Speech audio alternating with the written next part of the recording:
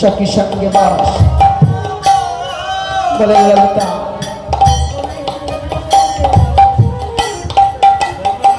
মনে মনে চিন্তা করছি, তাই তো আমি তো রাধারানীকে কথা দিয়েছি যে কলস এনে দেব, কিন্তু কেমন করে কোথা থেকে আনবো কলস। আমার চিন্তা করতে করতে ললিতার পায়ে হঠাৎ কি যেন অর্থ পেয়ে গেছে। একে আমি তো স্বামী সুন্দর মরলি, না না না বুঝেছি বাকাশি, তুমি আমাদের কোনো শিবিরে নিয়ে গেছে, আর নিয়ে যেতে গিয়ে তোমার বড় লেখানা রেখে গেছে। আমি সবার আগে সে রাধারানীর কাছে যাব, যার মরলি আমি তাকে দিয়ে আসি, দিয়ে তারপরে কলস খোঁজে যাব। এই বলে ললিতা ছুটতে ছুটতে চলে যাচ্ছে শ্রীমতী রাধারানীর কাছে।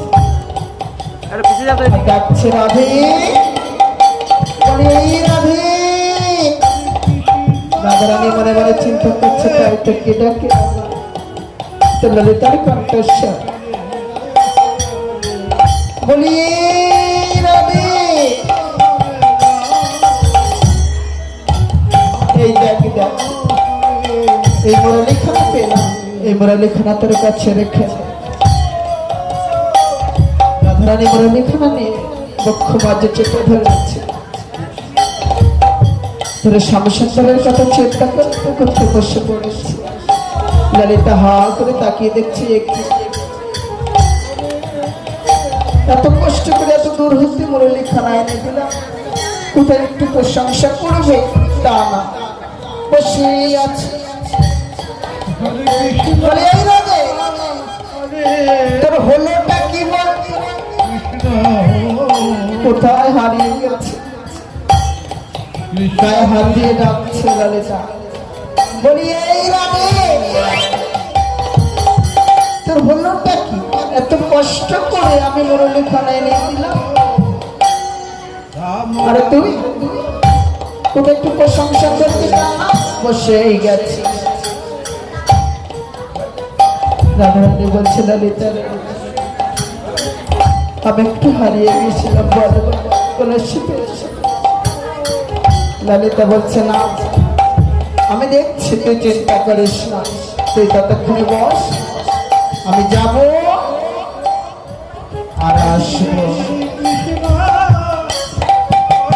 ললিতা চলেছে।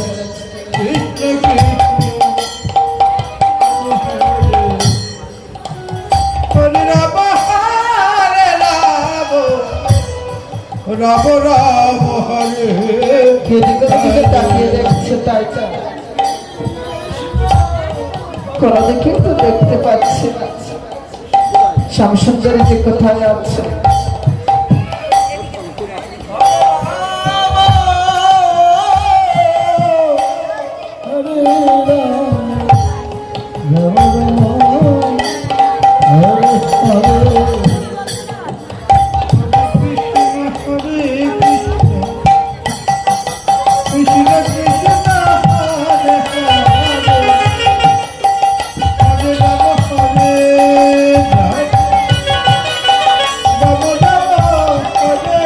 অবশেষে শ্যামসুন্দরের দর্শন পেয়েছে।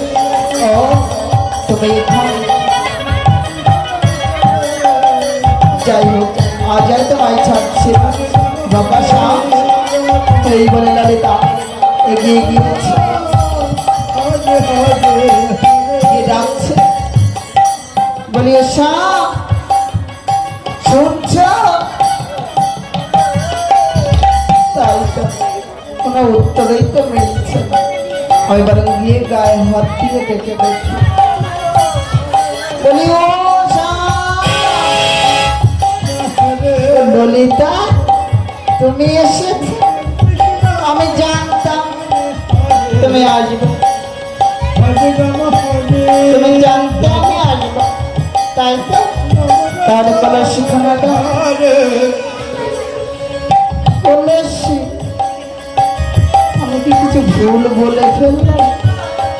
ললিতা শোনা শোনা, আমার মনে হয়েছিল যে তুমি আসবে, তাই তোমায় বললাম।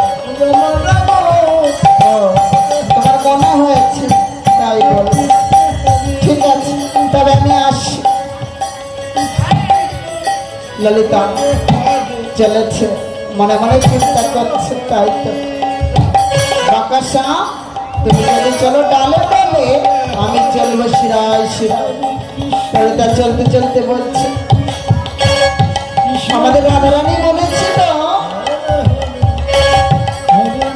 যে আমার প্রভুর সঙ্গে যদি দেখা হয় ললিতা, তাহলে বলবি না, তারপরে বলবো। ও ললিতা, বলো বলো, আমার রাধারানী তোমায় কি বলেছিল? বলো না, শোনার জন্য আমার মনটা বড় ব্যাকুল হয়ে উঠেছে।